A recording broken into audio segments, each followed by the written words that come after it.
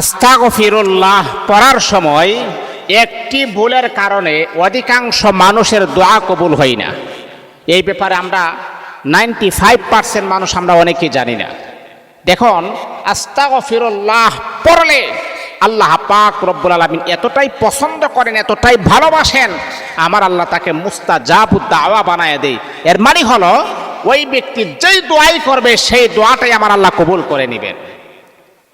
আল্লাহ পাক 29 পারাতে একটা আয়াতের ভিতরে আমার আল্লাহ কত সুন্দর করে বলেন, ফাকুলতুস্তাগফিরু রাব্বাকুম ইন্নাহু কানা গফফারা ইউরসিলিস সামাআ আলাইকুম মিদরারা ওয়া ইউমদিদুকুম বিআমওয়ালি ওয়া বানিন ওয়া জাআলনাকুম জান্নাতি। মানে এই আয়াতের ভিতরে আসছে ইস্তিগফার যারা পড়বে আল্লাহ তাদেরকে ক্ষমা করবেন, আল্লাহ তাদের মালের ভিতরে বরকত দিবেন, আল্লাহ তাদের সন্তানের ভিতরে বরকত দিবেন, আল্লাহ তাদেরকে জাহান্নাম থেকে জান্নাতি বানাবেন। ইস্তেগফার পড়লে আকাশ থেকে বৃষ্টি নাজিল হয়। তাহলে ইস্তেগফারের কতটুকু ফজিলত এবার চিন্তা করছেন? তো এই ইস্তেগফার পড়ার ক্ষেত্রে আমরা অনেকে একটা ভুল করি, যার কারণে আমাদের দোয়া কবুল হয় না। আমরা এত দোয়া করতেছি, কবুল হয় না। এ বন্ধুরে আমার শোনো,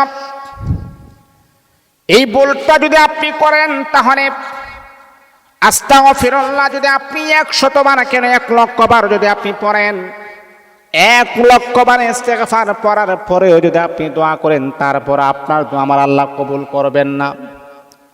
কেন রে বাবা?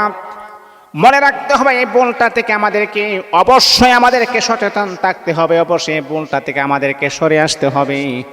এই ভুলটা কখনো করা যাবে না।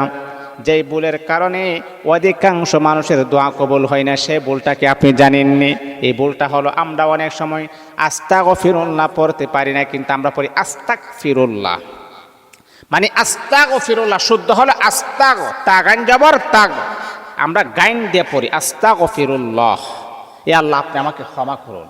আবার অনেকে এটার অর্থ হচ্ছে হে আল্লাহ আপনি আমাকে ক্ষমা করুন। আর অনেকে আমরা পড়ি কাফ দিয়ে আস্তাগফিরুল্লাহ। আস্তাগফিরুল্লাহ অর্থ কি জানেন? হে আল্লাহ আমি কাফের হতে চাই। নাউজুবিল্লাহ পড়বেন না। তাহলে কতটুকু ডিফারেন্স দেখছেন? মানে কাফ দিয়া পড়লে আস্তাগফিরুল্লাহ পড়লে হে আল্লাহ আমি কাফের হতে চাই, আর গাইন দিয়া পড়লে হে আল্লাহ আপনি আমাকে ক্ষমা করে দেন। আপনার চাইতে ক্ষমতাবান, আপনার চাইতে ক্ষমাকারী আর কেউ নাই। এই জন্যে বন্ধুরে আমার শোনো, এ আমার মা পড়েন, আমার বাবারা, যখনই আপনি ইস্তেগফার আপনি পড়বেন আস্তাগফিরুল্লাহ আস্তাগফিরুল্লাহ সুন্দর করে আপনি পড়বেন। আস্তাগফিরুল্লাহ কখনো আপনি পড়বেন না কাফ দ্বারা পড়বেন না, আস্তাগফিরুল্লাহ আপনি পড়বেন। তারপরে আল্লাহ পাক রব্বুল আলামিন যেই কোনো দোয়া করবেন সেই দোয়াটাই আমার আল্লাহ কবুল করবেন।